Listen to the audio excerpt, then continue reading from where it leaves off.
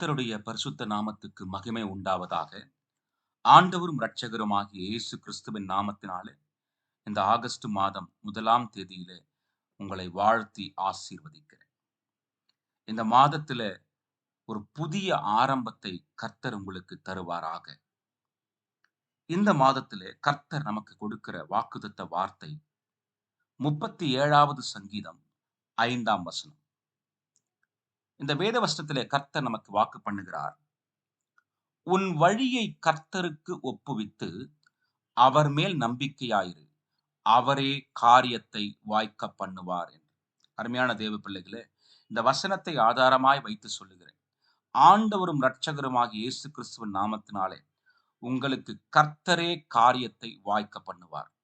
கர்த்தரே உங்களுக்கு காரியத்தை வாய்க்க பண்ணுவார். நீங்கள் எதிர்பார்த்து கொண்டிருக்கிற காரியம், நீங்க முயற்சி செய்து கொண்டிருக்கிற காரியம், நீங்க பிரயாசப்பட்டு கொண்டிருக்கிற காரியம், நீங்க எப்படி முடியுமோ என்று ஏங்கிக் கொண்டிருக்கிற காரியத்தை கர்த்தரே வாய்க்க பண்ணுவார் என்று இயேசு கிறிஸ்துவின் நாமத்தினாலே உங்களுக்கு அறிவிக்கிறேன். அருமையான தேவ பிள்ளைகளே, இந்த வசனத்தினுடைய 3 பகுதிகளை நாம் தியானிப்போம். முதலாவது பகுதி, உன் வழியை கர்த்தருக்கு ஒப்புவித்து. இன்ஃபேக்ட் இதுல 2 பகுதியா நம்ம பிரிக்கலாம். நாம் செய்ய வேண்டிய காரியம், கர்த்தர் செய்ய போகிற காரியம் என்று இந்த வசனத்தை நம்ம 2 பகுதியாக பிரிக்கலாம். கர்த்தர் தாம் செய்ய போகிற காரியத்தை செய்வதற்கு முன்பாக நம்மிடத்திலே அவர் எதிர்பார்க்கிற காரியத்தையும் இந்த வசனத்திலே தெரியப்படுத்தி இருக்கிறார். முதலாவது, உன் வழியை கர்த்தருக்கு ஒப்புவித்து என்று எழுதப்பட்டிருக்கு. நாம் செய்ய வேண்டிய காரியம், நம்முடைய வழியை கர்த்தருக்கு ஒப்புவிக்க வேண்டுமா? இரண்டாவது, அவர் மேல் நம்பிக்கையாயிரு என்று எழுதப்பட்டிருக்கிறது. இரண்டாவது, ஆண்டவர் நம்மிடத்தில் எதிர்பார்க்கிற காரியம், அவர் மேல் நாம் நம்பிக்கையாயிருக்க வேண்டும் என்று. மூன்றாவதாக, அப்படி நம்ம செய்தோம் என்றால் கர்த்தரே அந்த காரியத்தை வாய்க்க பண்ணுவார். ஹல்லேலூயா, ஹல்லேலூயா.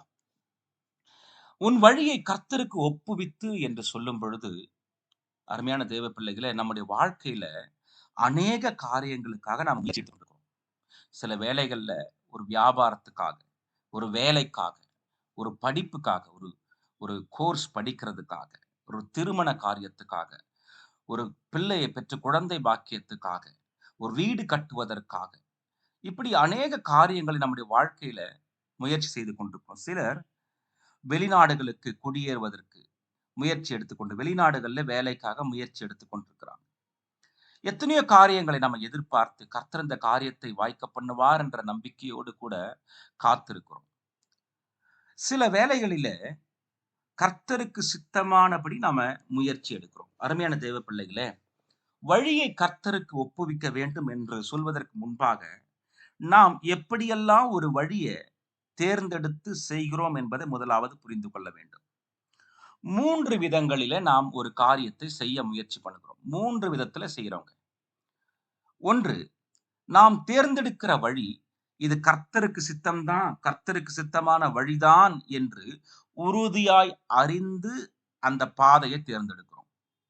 2வதாக, இது கர்த்தருக்கு சித்தமா இல்லையா என்ற சந்தேகத்தோட ஒரு பாதையை, ஒரு முயற்சியை எடுக்கிறோம். ஒரு பாதையை தேர்ந்தெடுக்கிறோம், ஒரு வழியை தேர்ந்தெடுக்கிறோம்.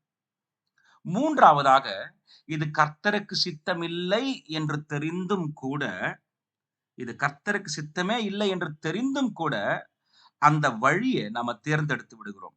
நமக்கு விடுவதற்கு மனதில்லை. மறுபடியும் சொல்லுகிறேன், கவனமா கேளுங்க. ஒரு காரியத்தை செய்வதற்கு, ஒரு காரியத்தை நம்ம முடிப்பதற்கு, ஒரு காரியம் நமக்கு வாய்ப்பதற்கு, ஒரு காரியத்துல நாம வெற்றி பெறுவதற்கு நாம எடுக்கிற முயற்சிகளை 3 விதமாக பிரிக்கலாம் என்று சொன்னேன். முதலாவது, நாம் எடுக்கிற முயற்சி கர்த்தருக்கு சித்தம்தான் என்பதை உறுதியாய் அறிந்து முயற்சி எடுக்கிறோம். 2வதாக, நாம் எடுக்கிற முயற்சி கர்த்தருக்கு சித்தமா இல்லையா என்று தெரியலையே என்ற சந்தேகத்தோடே முயற்சி எடுக்கிறோம். 3வதாக, இது கர்த்தருக்கு சித்தம் இல்லை என்று தெரிந்தும் கூட தைரியமாக அந்த முயற்சி எடுக்கிறோம். ஆனால் அருமையான தேவ பிள்ளைகளே, இந்த வேத வசனத்துல ஆண்டவர் நமக்கு கொடுக்கிற ஆலோசனை என்ன தெரியுங்களா? நீங்க எப்படிப்பட்ட வழியை தேர்ந்தெடுத்திருந்தாலும் சரி, நீங்க தேர்ந்தெடுத்த வழி எதுவாயிருந்தாலும் சரி, அது கர்த்தருக்கு சித்தமோ கர்த்தருக்கு சித்தமில்லாத காரியத்தை கூட ஒருவேளை நீங்க தேர்ந்தெடுத்திருக்கலாம். ஆனாலும் ஆண்டவர் சொல்லுகிறார், அதை என்னிடத்தில் தெரிவி, அதை என்னிடத்தில் தெரிவி என்று கர்த்தர் சொல்லுகிறார். பிலிப்பியர் புஸ்தகம் 4ஆம் அதிகாரம் 6, 7 வசனங்கள்ல வாசிக்கும் பொழுது இதை நம்ம தெரிந்து கொள்ள முடியும். நீங்கள் ஒன்றுக்கும் கவலைப்படாமல் எல்லாவற்றையும் குறித்து உங்கள் விண்ணப்பங்களை ஸ்தோத்திரத்தோடு கூடிய ஜபத்தினாலும் வேண்டுதலினாலும் தேவனுக்கு தெரியப்படுத்துங்கள். தெரியப்படுத்துங்கள். எல்லாவற்றையும் குறித்து தெரியப்படுத்துங்க. அந்த வசனத்துல மிக தெளிவாக எழுதப்பட்டிருக்கிற எல்லாவற்றையும் குறித்து தெரியப்படுத்துங்கள். எல்லாவற்றையும் கர்த்தரிடத்துல தெரிவிக்க வேண்டும் என்று அவர் நம்ம இடத்துல எதிர்பார்க்க. அருமையான தேவ பிள்ளைகளே, அநேக காரியங்களுக்காக நீங்க முயற்சி எடுத்து காத்து கொண்டிருக்கலாம். அந்த காரியத்துக்காக நீங்க எடுத்த முயற்சிகள் ஒவ்வொன்றாக கர்த்தரிடத்துல சொல்லுங்க. யாரை சந்திச்சீங்க? என்ன மாதிரியான முயற்சி எடுத்திருக்கிறீங்க? ஆண்டவர் இடத்துல அறிக்கை செய்யுங்க. ஆண்டவரே, நான் இப்படிப்பட்ட ஒரு முயற்சி எடுத்திருக்கிறேன். ஆண்டவரே, நான் இந்த நபர் இடத்துல இந்த காரியம் செஞ்சிருக்கிறேன். ஆண்டவரே, இந்த இடத்துல நான் அப்ளை பண்ணிருக்கேன். ஆண்டவரே, இந்த காரியத்துல நான் இன்வெஸ்ட் பண்ணிருக்கிறேன். ஆண்டவரே, இந்த காரியத்துக்கு நான் காத்துக்கும். எந்த காரியமா இருந்தாலும் சரி, அருமையான தேவ பிள்ளைகளே, கர்த்தரிடத்துல முழுமையாக எதையும் மறைக்காம அவரிடத்துல தெரியப்படுத்துங்க. அதைத்தான் வேதம் சொல்லுகிறது, ஒப்புவித்து என்று. நீங்க எடுத்த முயற்சியை கர்த்தருக்கு நீங்க ஒப்புவிக்க வேண்டும் என்று கர்த்தர் எதிர்பார்க்கிறார். இது எதை காண்பிக்கிறது தெரியுங்களா? ஆண்டவரே, முயற்சி நான் எடுத்தாலும் அதை வாய்க்க பண்ணுவது உம்முடைய கரத்தில் இருக்கிறது என்கிற விசுவாசம் இருந்தால்தான் அவரிடத்துல நம்ம தெரிவிப்போம். இரண்டாவதாக, அவர் நம்முடைய வாழ்க்கையில பெரியவராய் இருக்கிறார். அவர் நம்முடைய வாழ்க்கையில தெய்வமா இருக்கிறார் என்பதை நம்ம அறிந்தா, அதை விசுவாசித்தா அவரிடத்துல நம்ம தெரிவிப்போம். அவர் தெய்வம் நம்முடைய வாழ்க்கையில. அவர் நமக்கு தேவனா இருக்கிறார். அவர் நமக்கு தகப்பனா இருக்கிறார். அவர் நமக்கு மேய்ப்பரா இருக்கிறார். அவர் நமக்கு நன்மையே செய்ய வேண்டும் என்று விரும்புகிறார். அவர் நம்மை ஆசீர்வதிப்பதே அவருக்கு பிரியம் என்று எழுதப்பட்டிருக்கு. அதனால அவரிடத்துல தெரிவியுங்க. அவரிடத்துல தெரிவியுங்க. அவர் சகலத்தையும் அறிந்தவர். வேதம் சொல்லுகிறது, கர்த்தருக்கு சித்தமானது அவர் கையினால் வாய்க்கும். எதற்காக தெரியப்படுத்த சொல்றாருன்னா, நாம கர்த்தரிடத்துல வெளிப்படைத்தன்மையை வெளிப்படுத்தும் பொழுது நமக்கும் ஆண்டவருக்கு நடுவே பிரிவினையை உண்டாக்க பிசாசினால முடியாது. நமக்குள்ள குற்ற உணர்வை ஏற்படுத்த பிசாசினால முடியாது. எதுவா இருந்தாலும் சில காரியத்தை சொல்றேன், கவனித்து கேளுங்க. சில வேளைகள்ல பிள்ளைகளை, அந்த தாயோ தகப்பனோ பிள்ளைகள் ஏதாவது ஒரு தவறு செய்யும் பொழுது அந்த பிள்ளைகளை சொல்லுவாங்க, நீ மறைக்காம சொல்லிடு, நான் உன்னை அடிக்க மாட்டேன். பிள்ளைங்க தப்பு பண்ணது தெரியும். ஆனா அத அவங்க வாயினால டிரான்ஸ்பரண்டா வெளிப்படையா ஒத்துக்கொள்ள வேண்டும் என்று எதிர்பார்க்கிறாங்க. அப்படி அப்படி ஒப்புக்கொள்ளும் பொழுது அந்த பிள்ளைகளை தண்டிப்பது கிடையாது. அதே போலதான் ஆண்டவரும் கூட நம்ம எடுத்த காரியங்கள், எடுத்த முயற்சிகள் தவறானதா இருந்தாலும் கூட வெளிப்படையா கர்த்தரிடத்துல சொல்லும், ஆண்டவரே, இப்படிப்பட்ட அவசரப்பட்டு துணிகரமா இப்படி ஒரு காரியத்தையும் செஞ்சிருக்கிறேன், இப்படி ஒரு முயற்சி எடுத்திருக்கிறேன்ப்பா என்று நீங்க தெரியப்படுத்தும் பொழுது ஆண்டவர் அவருக்கு சித்தமானதை மாத்திரம் நமக்கு கொடுத்து, நமக்கு எதெல்லாம் பாதிப்பு உண்டாக்குமோ, எதெல்லாம் வேதனை உண்டாக்குமோ அதையெல்லாம் நம்முடைய வாழ்க்கையை விட்டு அகற்றி விடுகிறார்.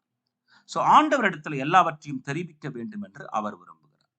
இரண்டாவதாக அவர் எதிர்பார்க்கிற காரியம், அவர் மேல் நம்பிக்கையாயிரு என்று எழுதப்பட்டிருக்கு இல்லைங்களா? உன் வழியை கர்த்தருக்கு ஒப்புவித்து அவர் மேல் நம்பிக்கையாயிரு.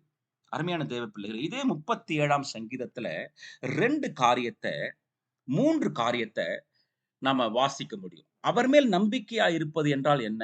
ஆண்டவரை நம்பி இருக்கிறேன் அப்படின்னு வாய் திறந்து சொல்றோம்.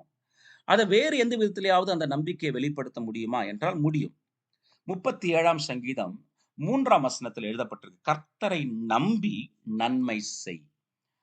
அப்படியானா அவரையே நாம் நம்பி இருக்கிறோம் என்பதை எப்படி நம்ம வெளிப்படுத்தலாம்? நன்றாய் கவனிங்க. நாம எந்த காரியத்துக்காக கர்த்தரிடத்தில் எதிர்பார்த்து கொண்டிருக்கிறோமோ, எந்த தேவையை கர்த்தர் சந்திக்க வேண்டும் என்று எதிர்பார்க்கிறோமோ, அதே தேவையோடு உள்ள மற்றவர்களுக்காக நாம ஜெபிக்க வேண்டும். ஒருவேளை ஒரு பிரச்சனையிலிருந்து கர்த்தர் நம்மை விடுதலை ஆக்க வேண்டும் என்று எதிர்பார்த்து கொண்டிருந்தா, ஒரு வியாதியிலிருந்து கர்த்தர் நம்மை சுகமாக்க வேண்டும் என்று எதிர்பார்த்து கொண்டிருந்தா, அதே வியாதியோட அதே பிரச்சனையோட இருக்கிற மற்ற நபர்களை அவங்கள ஞாபகம் வைத்து அவர்களுக்காக நாம ஜெபிக்கும் பொழுது நமக்கு கிடைக்க வேண்டிய நன்மை ஒரு புறம் இருந்தாலும், ஆண்டவரே, என்னைப் போலவே இதே தேவையோட உள்ள மற்றவர்களுக்காக ஜெபிக்கிறோம். ஒருவேளை நீங்க ஒரு வீடு கட்ட வேண்டும் என்று ரொம்ப நாளா எதிர்பார்த்து ஜெபித்துக் கொண்டிருக்கலாம். அருமையான தேவ பிள்ளைகளே, வீடு கட்ட வேண்டும் என்று எதிர்பார்க்கிறவங்களுக்காக, வீடு வாசல் இல்லாதவங்களுக்காக, வாடகை வீட்டுல குடியிருக்கிறவங்களுக்கு, அவங்களுக்காக நீங்க பாரப்பட்டு ஜெபிக்கும் பொழுது கர்த்தர் உங்கள் ஜெபத்தை கேட்கிறார். வேதத்துல ஒரு ஆதியாகம புஸ்தகத்துல ஆபிரகாமுக்கு ஒரு சம்பவம் நடக்கிறது. ஆபிரகாம் ஒரு தேசத்துல போய் தன் மனைவியை சகோதரி என்று போய் சொல்றாரு. அந்த தேசத்து ராஜா இவருடைய மனைவியை அடைய விரும்புகிறார். ஆனால் கர்த்தர் எச்சரித்து ஆபிரகாமுடைய மனைவி சாராளை காப்பாற்றுகிறார். அருமையான தேவ நன்றாய் கவனிங்க. ஆபிரகாமுடைய மனைவியை அந்த அபிமெலேக்கு என்கிற அந்த தேசத்தின் ராஜா அடைய விரும்பினதுனால கர்த்தர் என்ன செய்கிறார்னா, அபிமெலேக்கினுடைய மனைவி அவனுடைய வேலைக்காரிகளுடைய கர்ப்பங்கள், அதாவது அபிமெலேக்கு ராஜாவுடைய மனைவியின் கர்ப்பம், அவங்க வேலைக்காரிகளுடைய கர்ப்பம், அந்த தேசத்தில் இருக்கிறவருடைய கர்ப்பத்தை எல்லாம் கர்த்தர் அடைத்து போடுகிறார். ஒருவருக்கும் குழந்தை பிறக்கல, ஒருவரும் கன்சீவ் ஆகல, ஒருவரும் கர்ப்பம் தெரிக்கல. அப்போ அந்த ராஜா ஆபிரகாம் இடத்துல ஜெபிக்க சொல்றார். என் ஜனங்கள் எங்களுக்கு கர்ப்பங்கள் திறக்கப்படணும், கர்ப்பத்தின் கனி கர்த்தர் கொடுக்கணும்னு நீ ஜெபம் பண்ணுன்னு சொல்றார். என்ன விஷயம் தெரியுங்களா? ஆபிரகாமும் அவர்களுக்கு குழந்தை பிறக்க வேண்டும், கர்ப்பத்தின் கனியை கர்த்தர் கொடுக்க வேண்டும் என்று ஜெபிக்கிறார். ஆனா ஜெபிக்கும் பொழுது ஆபிரகாமுக்கு குழந்தை இல்லை. போராட்டமா இருந்திருக்கும் இல்லைங்களா இருதயத்துல. ஆனாலும் கர்த்தர் சொன்ன வாக்குக்கு, கர்த்தர் சொன்ன கட்டளைக்கு கீழ்ப்படுகிறார். மற்றவர்களுக்கு குழந்தை பிறக்க வேண்டும் என்று எதிர்பார்த்து ஆபிரகாம் ஜெபித்ததுனால கர்த்தர் அடுத்த அதிகாரத்தின் முதல் வசனத்தில் எழுதப்பட்டிருக்கிறது, கர்த்தர் சாராள் பேரில் கடாட்சமானார் என்று. அதாவது கர்த்தர் சாராளுக்கு கர்ப்பம் தரிக்க கிருபை அளித்தார். அதே போல யோபு சரீரமெல்லாம் வியாதியோடு கூட, சாம்பலில புரண்டு வேதனையோடு கூட புலம்பிக் கொண்டிருக்கும் பொழுது தன்னுடைய நண்பர்கள், இவரை தேற்றுவதற்காக வந்த நண்பர்கள் கர்த்தருக்கு விரோதமா பேசுறாங்க. கர்த்தர் சொல்றார், உன் நண்பர்களுக்காக நீ ஜெபின்னு. யோசிச்சு பாருங்க, யோபு தன்னுடைய சரீரத்துல வியாதியோடு போராடி கொண்டிருக்கிறார். தனக்காக ஆண்டவர் ஜெபிக்க சொல்லல, ஆனா அவருடைய நண்பர்களுக்காக ஜெபிக்க சொல்றார். ஆனா வேத வசனம் சொல்லுகிறது, யோபு தன் சிநேகிதருக்காக வேண்டுதல் செய்த பொழுது கர்த்தர் அவன் சிறையிருப்பை மாற்றினார். சோ மற்றவர்களுக்காக நம்ம ஜெபிக்கும் பொழுது நாம் எதிர்பார்க்கிற நன்மையை கர்த்தர் நமக்கு செய்கிறார். அதைத்தான் அந்த 3வது வசனம் சொல்லுகிறது, கர்த்தரை நம்பி நன்மை செய். அந்த நன்மை செய்வது என்பது மற்றவர்களுக்காக பிரயாசப்பட்டு ஜெபிப்பது. 2வது, அவர் மேல் இருக்கிற நம்பிக்கையை நம்ம எப்படி வெளிப்படுத்த முடியும் என்றால், 4வது வசனம் சொல்லுகிறது, கர்த்தரிடத்தில் மனமகிழ்ச்சியாயிரு, அவர் உன் இருதயத்தின் வேண்டுதல்களை உனக்கு அருள் செய்வார். அப்படியானா எந்த சூழ்நிலையிலும் புலம்பாம, முறுமுறுக்காம ஆண்டவர் நிச்சயம் செய்வார் என்று நம்பிக்கையோட, அதே சமயத்துல மனமகிழ்ச்சியா இருப்பதுன்னா என்ன அர்த்தம் தெரியுங்களா? இதுவரைக்கும் கர்த்தர் அருளின எல்லா நன்மைகளுக்கும் முதல்ல நன்றி செலுத்தி சந்தோஷப்படுவோம். ஆண்டவரே, இப்பொழுதே ஏராளமா கொடுத்திருக்கிறீங்க. சொந்த வீடு இல்லாம வாடகை வீட்டுல இருக்கிறீங்களா? ஆண்டவரே, எத்தனையோ பேர் சொந்த வீடு கொடுத்திருக்கீங்க, எனக்கு கொடுக்கலையேன்னு சொல்றதை விட, ஆண்டவர் எத்தனையோ பேர் பிளாட்ஃபார்ம்ல இருக்கிறாங்க, அவர்களை விட என்ன மேன்மையா நீங்க வச்சிருக்கிறீங்க. சம்பளம் குறைவா இருக்கலாம், ஆண்டவரே எத்தனையோ பேர் வேலையே இல்லாம இருக்கிறாங்க, எனக்கு இந்த சம்பளத்திலயா வேலை கொடுத்திருக்கிறீங்க. இருக்கிறதுல நம்ம மன நிறைவு அடையும் பொழுது அது மன மகிழ்ச்சியாக இருக்கிறது. அந்த இருக்கிற கர்த்தர் இதுவரைக்கும் கொடுத்த நன்மைகளை நினைத்து நன்றி சொல்லும் பொழுது, சந்தோஷப்படும் பொழுது, ஆண்டவரை மனதார துதிக்கும் பொழுது கர்த்தர் நம்முடைய ஜெபத்தை கேட்டு பதில் தருகிறார். அப்போ 2வது நாம கர்த்தர் எதிர்பார்க்கிற காரியம், அவர் மேல் நம்பிக்கையா இருப்பதுன்னா என்ன அர்த்தம்? அவரிடத்துல மன மகிழ்ச்சியா இருக்கு. மூன்றாவது ஒரு காரியத்தை 7ஆம் வசனத்துல எழுதப்பட்ட, கர்த்தரை நோக்கி அமர்ந்து அவருக்கு காத்திரு. அருமையான தேவ பிள்ளைகளே, நீங்க கர்த்தர் மேல நம்பிக்கையா இருக்கிறது உண்மையானா, அவர் உங்களுக்கு காரியத்தை வாய்க்க பண்ணுகிற வரைக்கும் நிச்சயமாய் காத்திருப்பீங்க. காத்திருத்தல் என்பது விசுவாசத்தின் வெளிப்பாடு. நீங்க உண்மையிலே விசுவாசிச்சா, உண்மையிலே நம்பிக்கையா இருந்தா அவருக்காக காத்திருங்க. நிச்சயமாய் கர்த்தர் காரியத்தை வாய்க்க பண்ணுவார். உங்க நம்பிக்கை வீண் போகாது.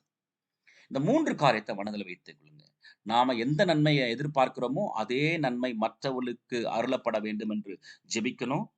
இருக்கிற காரியங்களை குறித்து மனமகிழ்ச்சியா இருக்கணும். 3வது, கர்த்தருக்காக காத்திருக்கணும். இப்படி செய்யும் பொழுது நம்முடைய வழியை கர்த்தருக்கு ஒப்புவிக்கிறோம், அவர் மேல் நம்பிக்கையா இருக்கிறோம். அப்படி நம்பிக்கையா இருந்தா கர்த்தர் அந்த காரியத்தை வாய்க்க பண்ணுவார். கர்த்தர் காரியத்தை வாய்க்க பண்ணா கர்த்தருக்கு நாம் சாட்சிகளாய் நிற்க முடியும். அதனால இதை மனதில் வைத்து ஆண்டவருடைய வார்த்தைக்கு கீழ்ப்படிந்து செயல்படுங்க. கர்த்தர் இந்த மாதத்திலேயே ஒரு நன்மையை உங்களுக்கு வர பண்ணுவாராக. ஜெபிப்போமா? கிருபையுள்ள அன்பு தகப்பனே, உயிர்த்தெழுந்த இயேசு கிறிஸ்துவின் வல்லமையுள்ள நாமத்தினாலே நாங்க ஒருமனப்பட்டு ஜெபிக்கிறோம். வாசித்த வேத வசனத்தின்படி எங்களுடைய வழியை உமக்கு ஒப்புவித்து, உமக்காக நாங்க ஆண்டவரே உம்மேல் நம்பிக்கை வைத்திருக்கிறோம். ஆண்டவரே அப்பா உமக்கு ஸ்தோத்திரம், நீர் எங்களுக்கு காரியத்தை வாய்க்க பண்ணுவீராக. ஆண்டவரே ஜெயமோ கர்த்தரால் வரும் என்று எழுதப்பட்டிருக்கிற வார்த்தை நிறைவேற்றுங்க. ஆசீர்வதிப்பீராக. இயேசு கிறிஸ்துவின் நாமத்தில் ஜெபிக்கிறோம் நல்ல பிதாவே. ஆமென், ஆமென், ஆமென். May God bless you.